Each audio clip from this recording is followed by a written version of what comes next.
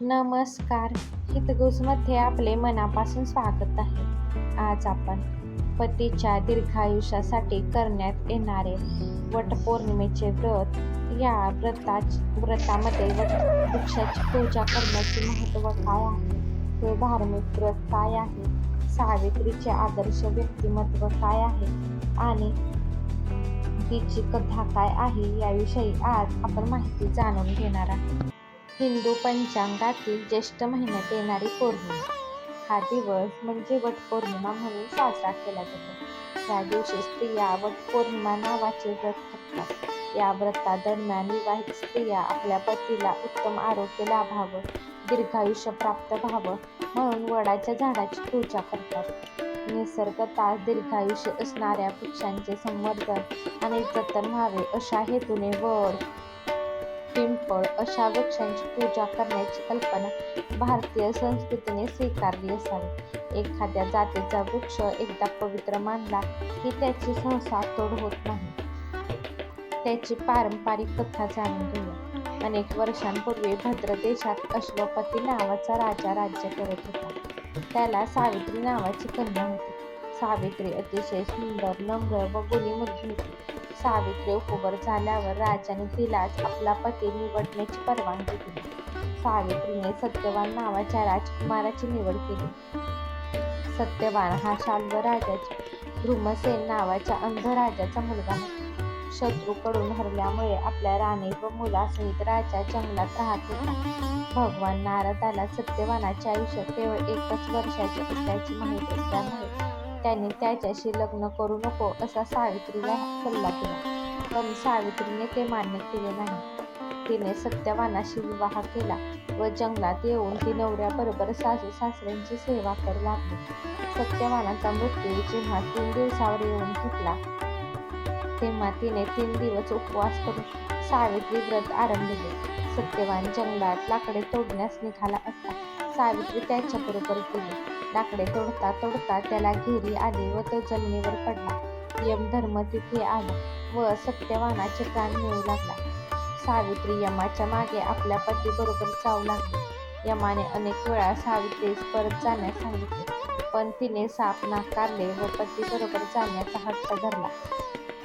अखेर कंटाळून यमाने पती सोडून तिला 3 वर मागण्यास सांगितले.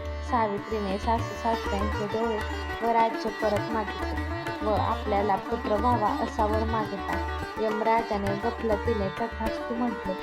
तेव्हा त्याला वचनबद्ध झाल्याचे आठवण झाले व सत्यवानाचे प्राण परत करावे लागले.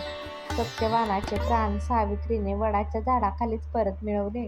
म्हणून ज्येष्ठ महिन्यात पौर्णिमेला स्त्रिया वडाच्या झाडाची पूजा करून उपवास करतात व वट सावित्री व्रत आचरतात. आता आपण जाणून घेऊया वटवृक्षाची पूजा करण्याचे महत्त्व. वटपौर्णिमेला स्त्रिया वडाच्या झाडाची पूजा करतात.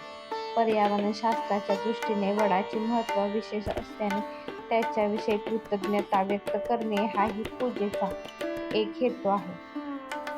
आता आपण या वटपौर्णिमेची धार्मिक व्रताची सविस्तर माहिती जाणून घेऊ. ज्येष्ठ शुद्ध त्रयोदशीपासून पौर्णिमेपर्यंत हे त्रिरात्र व्रत करावे असे सांगितले आहे. 3 दिवस उपवास करणे अशक्य असेल त्यांनी फक्त पौर्णिमेलाच उपवास करावा. सावित्रीसह ब्रह्मदेव या व्रताचे मुख्य देवता असून सत्यवान, सावित्री, नारद व यमधर्म या उपांग देवता आहेत. या व्रताचा विधी असा: नदीकाठची वाळू आणून पात्रात भरावी. तिच्यावर सत्यवान आणि सावित्री यांच्या मूर्ती ठेवाव्यात. मग त्यांची षोडशोपचारे पूजा करावी. त्यानंतर 5 अर्घ्ये द्यावी. मग सावित्रीची प्रार्थना करावी. पूजा झाल्यावर संध्याकाळी सुवासिनीसह सावित्रीची कथा ऐकावी. या व्रतात सावित्रीच्या मूर्तीची पूजा सांगितलेली असली तरी रूढी मात्र वेगळी आहे. आता आपण सावित्रीचे आदर्श व्यक्तिमत्व जाणून घेऊया.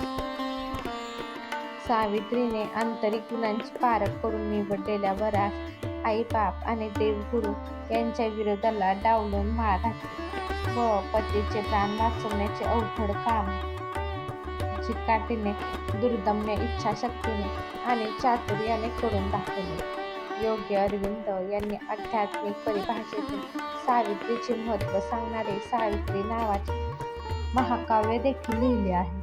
आता आपण जाणून घेऊया या वटपौर्णिमेच्या व्रता दिवशी वडाच्या झाडाची पूजा करून कोणती प्रार्थना करावी.